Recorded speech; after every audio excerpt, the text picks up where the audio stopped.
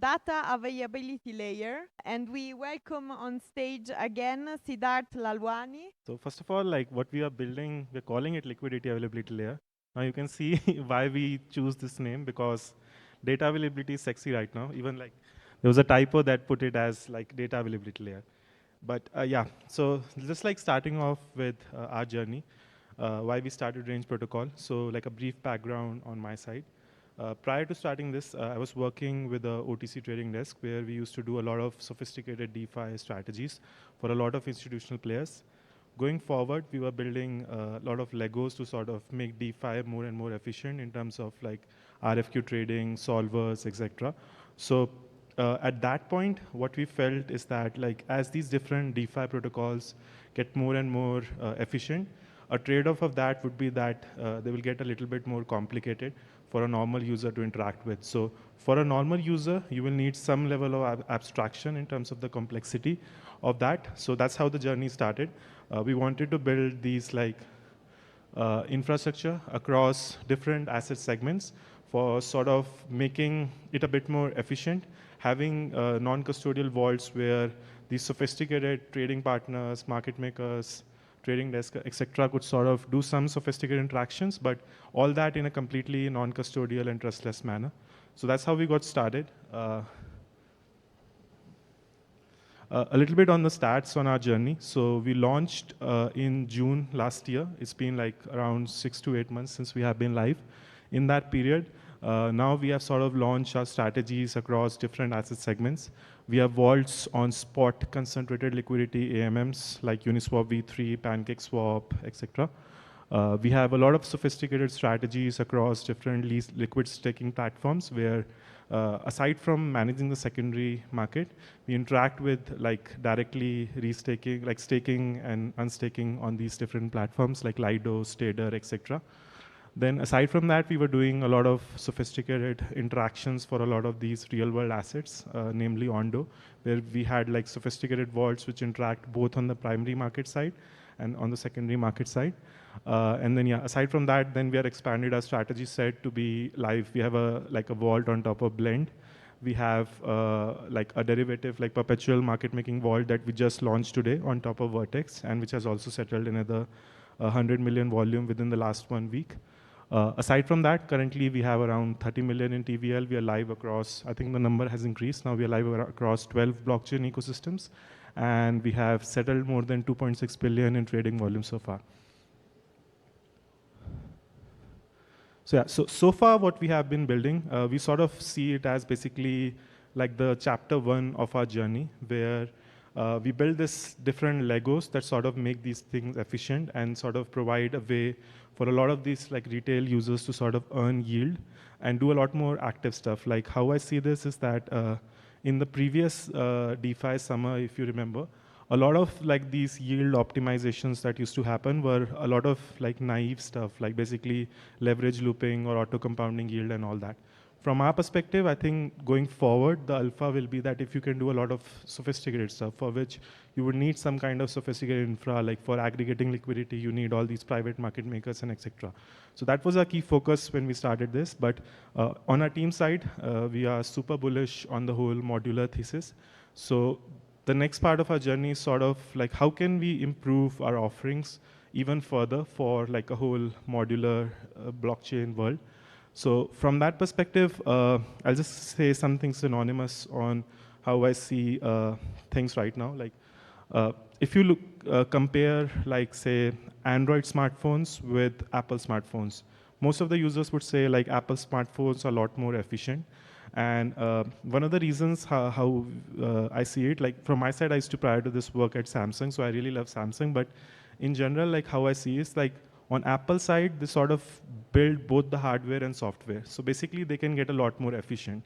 On the Android side of things, they try to sort of have different vendors for hardware side, and they try to build software. So a lot of, in just interacting between these two things, there are a lot of things where you lose on the efficiency side of things. So from our perspective, that's the same way we think about like interoperability and the blockchain app. So if you have a completely different interoperability app, and then like different applications on these different modular ecosystems, if both are completely independent, then you will have a lot of limitations and all. So if like the modular thesis has to work, this interoperability and apps have to be connected together.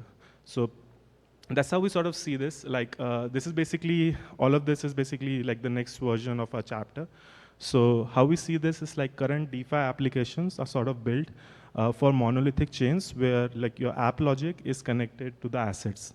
Like if I mention Uniswap v3, for example, in the case of Uniswap v3, your app logic is basically this xy equal to k constant product curve, and then your assets are the pool reserves. So it's the x and y sort of represents the pool reserves, and so pricing is connected to your assets. But a big problem of that is that now if you're going to have tons of different blockchain ecosystems, if you're going to have thousands of chain, so what it leads to is like a lot of fragmentation. Like if I say ETH USDC pair, that would be trading on like all of these chains. That would be the most traded pair on most of the chains. But for that, you have Uniswap on Ethereum, which has main liquidity. You have Agni Finance on Mantle, PancakeSwap on BSC, Camelot on Arbitrum, and so on. So this leads to a lot of fragmentation because all of these are not connected together. So yeah, the key problems we see with this whole fragmented fork everywhere model is that, first of all, there would be independent application states of all these pools. Then if I have my own token and then I have to say, make it exist on like 10 blockchain ecosystems, then I have to keep giving liquidity mining incentives on each of these chains. This sort of leads to a lot of cost with each integration. Like I have to bootstrap 2 million pool on each of the chains, so I have to give a lot of incentives on each of these chains. Then the third thing is that like every new modular blockchains ecosystem has to start from zero.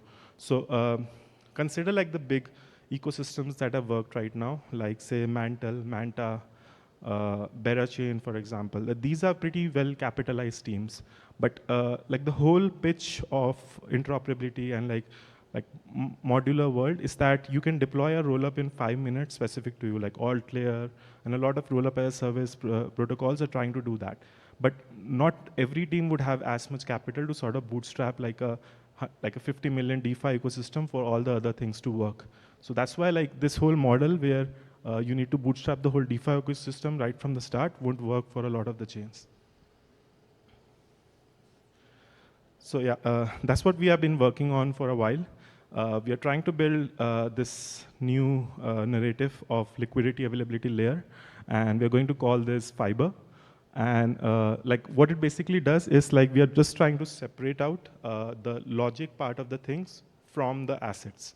So the idea is that for themes that have to exist on each chains, like this basic Legos of DeFi, they have to exist on each of these different chains. So for that, you need to make both of them independent. Like assets have to be independent from the logic. So how we sort of approach this is that we will have our own state chain, which will be the Fiber chain, which will hold all the logic, and that would control a singleton asset pool across all these chains. So what that would enable us is that, I will just give an example in the context of an AMM. So consider like any particular trading pair, for example, like ETH USDC. For that, say you have some liquidity on Ethereum, you have some liquidity on BNB chain, and you have some liquidity on Polygon.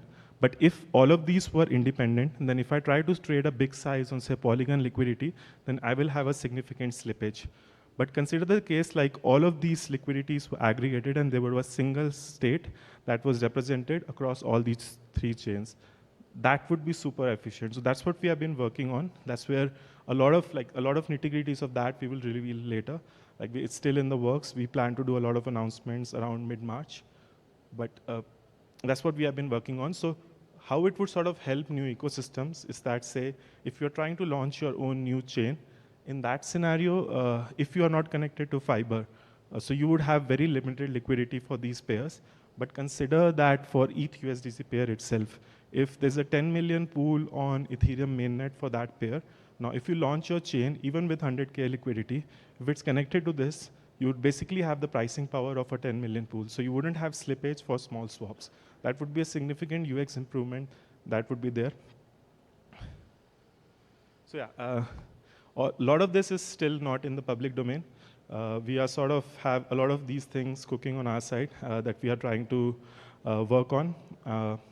But yeah, from our perspective, we're just trying to be this Lego of liquidity. So basically, like right now, how say, if a new chain has to have a massive lending market on them, they need Chainlink. So Chainlink basically has to deploy their resources, and then only people consider it industrial grade in terms of deploying a lot of capital on that lending market. So similarly, we just want to be the Lego for DeFi in general, where if you are creating a new chain, if you are just connected to us, basically you get access to like millions of dollars of liquidity on all the other chains, and sort of all that we have been done so far, we don't have to start from zero. So yeah, that's on a high level what we have been working for. Please keep an eye on our announcements. There are a lot of things that we want to push out in the near term, and yeah, that's all.